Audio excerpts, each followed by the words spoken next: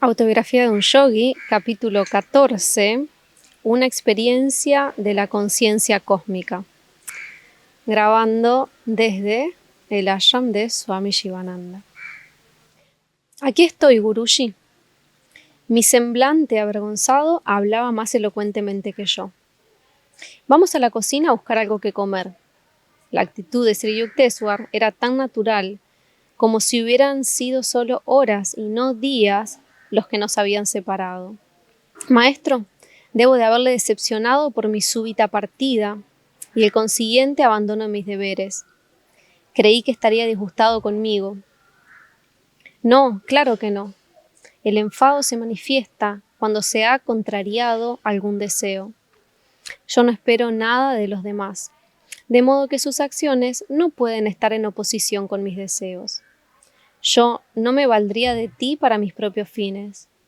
Solo soy feliz en tu propia felicidad. Señor, oímos hablar del amor divino en una forma vaga, pero hoy verdaderamente tengo ante mí un ejemplo concreto de este en su angélico espíritu. En el mundo, incluso el padre no perdona tan fácilmente a su hijo si éste abandona los asuntos paternos sin previo aviso. Pero usted no ha mostrado la más ligera contrariedad, aun cuando con mi marcha debo de haberle causado grandes inconvenientes por todas las tareas que dejé inconclusas. Nos contemplamos mutuamente con ojos donde las lágrimas brillaban. Una oleada de bendición me cubrió. Yo sabía que el Señor, en la forma de mi gurú, estaba expandiendo los limitados ardores de mi corazón hacia los vastos dominios del amor cósmico. Pocos días después, entré por la mañana a la sala del maestro, que se hallaba vacía. Llevaba la intención de meditar, pero mi laudable propósito no era compartido por mis desobedientes pensamientos, los cuales revoloteaban como pájaros ante el cazador. Mukunda, la voz de Sri Yukteswar se oyó desde un balcón distante. Me sentí tan rebelde como mis pensamientos. El maestro está siempre urgiéndome para que medite, murmuré entre dientes. No debería distraerme, puesto que sabe para qué he venido a su habitación. Volvió a llamarme y yo permanecí obstinadamente silencioso. A la tercera vez, el tono de su voz era de reprimenda. Señor, estoy meditando, contesté en tono de protesta. Ya sé cómo estás meditando, replicó el maestro en voz alta, con la mente dispersa como las hojas bajo el vendaval. Ven acá. Descubierto y frustrado, me dirigí con tristeza hacia donde él se hallaba. Pobre muchacho, las montañas no pueden darte lo que tú anhelas. El maestro me habló cariñosamente. Su dulce y apacible mirada era insondable. El deseo de tu alma será cumplido. Rara vez usaba Sri Yukteswar acertijos para expresarse. Me sentí sobrecogido. Me golpeó luego en el pecho ligeramente, un poco arriba del corazón. Mi cuerpo se inmovilizó completamente, como si hubiese echado raíces. El aliento salió de mis pulmones, como si un pesado imán me lo extrajese. El alma y la mente cortaron de inmediato sus ligaduras físicas y fluyeron a través del cuerpo como un torrente de luz que emergía por cada uno de mis poros. Mi carne estaba como muerta, y sin embargo, en mi intensa lucidez me di cuenta de que nunca antes había estado tan vivo como en aquel instante. Mi sentido de identidad no se encontraba ya confinado únicamente a un cuerpo, sino que abarcaba todos los átomos circundantes. La gente de las calles distantes parecía moverse lentamente sobre mi propia y remota periferia. Las raíces de las plantas y de los árboles se asomaban a mi vista a través de una tenue transparencia del suelo, e incluso podía darme cuenta de la circulación interior de su savia. Toda la vecindad se revelaba ante mí. Mi visión frontal ordinaria se había transformado en una vasta esférica mirada de lo que percibía todo simultáneamente. A través de mi nuca veía a los hombres caminar a lo largo de la calle de Raigat y advertí que una vaca blanca se acercaba lentamente. Cuando llegó frente a la entrada de la ermita, pude verla como si la estuviera observando con los ojos físicos, y cuando dio la vuelta tras la cerca de ladrillos del patio, todavía la veía claramente. Todos los objetos dentro del campo de mi visión temblaban y vibraban como si fueran películas de cine. Mi cuerpo, el de mi maestro, el patio con sus pilares, los muebles, el piso, los árboles y la luz del sol se agitaban violentamente en ocasiones, hasta que todo se fundía en un mar de luz. Al igual que los cristales de azúcar en un vaso de agua se disuelven al ser agitados. Esta unificadora luz se alternaba con materializaciones de forma, metamorfosis que revelaban la operación de la ley de causa y efecto en la creación. Un mar de gozo irrumpió en las riberas sin fin de mi alma. Comprendí entonces que el Espíritu de Dios es dicha inagotable. Su cuerpo es un tejido de luz sin fin. Un sentimiento de gloria creciente brotaba de mí y comenzaba a envolver pueblos y continentes, la tierra entera, sistemas solares y estelares, las tenues nebulosas y los flotantes universos. Todo el cosmos saturado de luz, como una ciudad vista a lo lejos en la noche, fulgía en la infinitud de mi ser. Más allá de los nítidos contornos globales, la deslumbrante luz se difuminaba ligeramente en los extremos más lejanos, en donde podía ver la suave radiación nunca disminuida. Era indescriptiblemente sutil, mientras que las figuras de los planetas parecían formadas de una luz más densa. La divina dispersión de rayos luminosos provenía de una fuente eterna, y resplandecían galaxias transfiguradas por inefables auras. Una y otra vez vi los rayos creadores condensarse en constelaciones y luego disolverse en cortinas de transparentes llamas. Por medio de una rítmica reversión, sextillones de mundos se transformaban en diáfano brillo, y luego el fuego se convertía en firmamento. Reconocí el centro del empíreo como un punto de percepción intuitiva en mi corazón. El esplendor irradiaba desde mi núcleo íntimo hacia cada parte de la estructura universal. El feliz Amrita, el néctar de la inmortalidad, corría a través de mí con fluidez mercurial. Escuché resonar la creativa voz de Dios como Om, la vibración del motor cósmico. De pronto el aliento volvió a mis pulmones. Con desilusión casi insufrible, me di cuenta de que mi infinita inmensidad se había perdido. Una vez más me hallé confinado en la humillante limitación de una jaula corporal, no tan cómoda para el espíritu. Como hijo pródigo, había huido de mi hogar macrocósmico, encarcelándome a mí mismo en un estrecho microcosmos. Mi gurú seguía inmóvil delante de mí. Mi primer intento fue arrojarme a sus santos pies en acto de gratitud por haberme concedido aquella experiencia de la conciencia cósmica que tan larga y apasionadamente había buscado. Pero él me impidió inclinarme y dijo calladamente: «No debes embriagarte con el éxtasis. Todavía hay mucho trabajo para ti en el mundo. Ven, vamos a barrer el piso del balcón. Luego caminaremos por el Ganges». Traje una escoba. Inferí que mi maestro estaba enseñándome el secreto de vivir una vida equilibrada. El alma debe extenderse hasta los abismos cósmicos mientras el cuerpo cumple sus obligaciones cotidianas. Cuando más tarde estuvimos ya listos para nuestro paseo, todavía me sentía extasiado, en un rapto inefable. Veía nuestros cuerpos como dos imágenes astrales moviéndose sobre un camino a lo largo del río, cuya esencia parecía de purísima luz. Es el Espíritu de Dios el que activamente sostiene cada forma y fuerza del universo. Sin embargo, Él es trascendental y reposa apartado en el beatífico e increado vacío más allá de los vibratorios mundos de los fenómenos, me explicó el maestro. Los santos que experimentan su divinidad durante su encarnación terrenal viven una parecida doble existencia.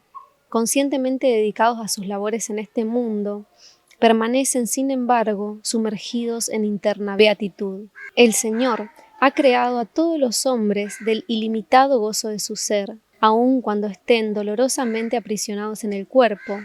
No obstante, Dios espera que los seres humanos, hechos a su imagen, puedan finalmente elevarse más allá de la identificación de los sentidos y reunirse con Él. La visión cósmica me dejó indelebles lecciones. Aquietando mis pensamientos cada día, pude librarme de la ilusoria convicción de que mi cuerpo era una masa de carne y huesos que transita por el duro suelo de la materia. El aliento y la inquietud de la mente, según advertí, eran como tormentas que perturbaban el océano de la luz con oleadas de formas materiales. Tierra, cielo, seres humanos, animales, aves, árboles. Ninguna percepción del infinito como única luz puede obtenerse excepto calmando tales tempestades. A medida que silenciaba los dos tumultos naturales, podía contemplar las multitudinarias olas de la creación diluirse en un reluciente océano, lo mismo que las olas del mar. Cuando pasa la tormenta, se disuelven serenamente y retornan a la unidad. Un maestro concede la divina experiencia de la conciencia cósmica cuando su discípulo, por medio de la meditación, ha fortalecido su mente hasta un grado en que las inmensas perspectivas no le anonadan. Tal experiencia no puede obtenerse solo mediante una buena disposición del intelecto o un amplio criterio. Únicamente por la adecuada expansión de la conciencia mediante la práctica del yoga y por la vivencia devocional, bhakti, puede uno prepararse para absorber la conmoción liberadora de la omnipresencia. La experiencia divina se presenta con una naturalidad inevitable al devoto sincero. Su intenso anhelo principia a atraer a Dios con una fuerza irresistible. El Señor, como visión cósmica, es atraído por el magnético ardor del buscador hasta penetrar en el campo de su conciencia. En los últimos años escribí el siguiente poema, Samadhi, con el deseo de transmitir una vislumbre de su gloria. Desvanecidos los velos de luz y sombra, esfumado todo vapor de tristeza, dispersas las auroras de las efímeras alegrías, disuelto el sombrío espejismo sensorio, amor y odio, salud y enfermedad, vida y muerte, sombras falsas en la pantalla de la dualidad, perecieron. Acallada ha quedado la tormenta de Maya, por la varita mágica de la honda intuición. Presente, pasado y futuro ya no existen para mí. Solo el siempre presente yo, fluyendo en todo, yo en todas partes. Planetas, estrellas, polvo de estrellas, la tierra, erupciones volcánicas de cataclismos finales, la hornaza donde se forja la creación, glaciares de silenciosos rayos X, oleadas de ardientes electrones, pensamientos de todos los hombres, pasados, presentes y venideros, cada brizna de hierba, yo mismo, la humanidad, cada partícula de polvo universal, ira y codicia, bien y mal, salvación y lujuria, todo lo transmuté, todo lo asimilé, en el vasto océano de sangre de mi propio y único ser. Avivados por la meditación, los humeantes rescoldos de gozo que cegaban mis llorosos ojos, estallaron en llamas inmortales de dicha, consumieron mis lágrimas, mi cuerpo, mi todo. Tú eres yo soy tú, cognoscente, conocedor y conocido, todo uno, apacible, inalterable emoción, eternamente viviente, paz siempre renovada. Gozo más allá de toda expectación imaginada. Es la bienaventuranza del Samadhi, no un inconsciente estado o anestesia mental sin regreso voluntario. El Samadhi expande mi reino consciente más allá de los límites de la forma mortal, hacia el más lejano confín de la eternidad, donde yo, el mar cósmico, contemplo al pequeño ego flotando en mí. Los móviles murmullos de los átomos resultan audibles. La oscura tierra, las montañas y los valles se licúan. Fluyentes océanos, tornase vapores de nebulosas. El Om sopla sobre los vapores, abriendo prodigiosamente sus velos. Los océanos aparecen revelados en luminosos electrones, hasta que, con el último redoble del tambor cósmico, se desvanecen las luces materiales en rayos eternos de omnipresente bienaventuranza. Del gozo vine, por el gozo vivo, y en el sagrado gozo fundo mi ser. Océano de la mente, bebo todas las olas de la creación. Los 4 velos de sólidos, líquidos, vapores y luz se alzan por completo. Yo, presente en todo, entro en el grandioso yo. Partieron para siempre las caprichosas y vacilantes sombras de la memoria mortal. Mi cielo mental está totalmente despejado, abajo, adelante y muy en lo alto. La eternidad y yo, un solo rayo unidos somos. Yo, una diminuta burbuja de risa, me he convertido en el mismo mar de la dicha.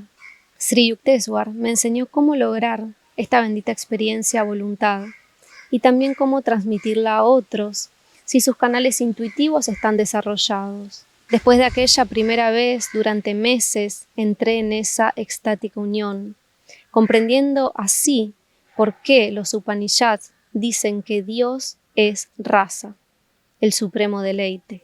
Sin embargo, un día le llevé un problema a mi maestro. Quiero saber, Señor, ¿cuándo encontraré a Dios? Ya le has encontrado. Oh no, Señor, yo no lo creo así. Mi gurú sonreía. Estoy seguro de que no estás esperando a un venerable personaje adornando un trono en algún antiséptico rincón del cosmos. Veo, sin embargo, que te imaginas que la posesión de poderes milagrosos es una prueba de haber encontrado a Dios. No es así.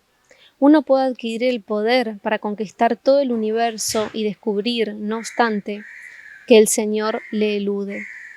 El desarrollo espiritual no se mide por el despliegue de poderes externos, sino únicamente por la profundidad de la dicha experimentada en la meditación.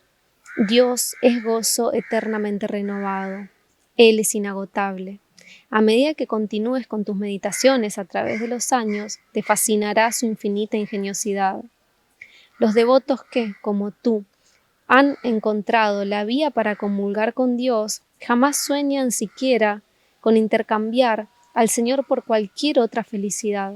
La seducción divina está más allá de toda posibilidad de competencia. Qué pronto nos hastiamos de los placeres mundanos. El deseo de cosas materiales no tiene límites. El hombre jamás está completamente satisfecho y persigue una meta tras otra. Ese algo más que busca es el Señor, el único que puede proporcionarle el gozo imperecedero. Los deseos externos nos sacan del jardín del Edén interno, ofreciéndonos falsos placeres que únicamente remedan la felicidad del alma. El paraíso perdido se recupera rápidamente a través de la meditación divina. Puesto que Dios es la eterna novedad inesperada, jamás nos cansamos de Él. ¿Podríamos saciarnos de la bienaventuranza deliciosamente variada a través de la eternidad? Ahora entiendo, Señor, por qué los santos dicen de Dios que es insondable. Ni siquiera la vida eterna puede bastar para apreciar a Dios. Eso es verdad, pero también Él está siempre próximo y al alcance de nuestro amor. Una vez que, por medio de Kriya Yoga, la mente se purifica de los obstáculos sensoriales, la meditación proporciona una doble prueba de Dios.